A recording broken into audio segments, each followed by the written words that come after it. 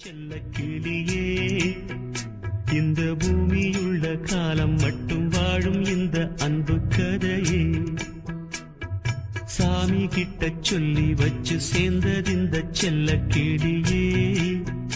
இந்த பூமியுள்ள காலம் மட்டும் வாழும் இந்த அன்பு கதையே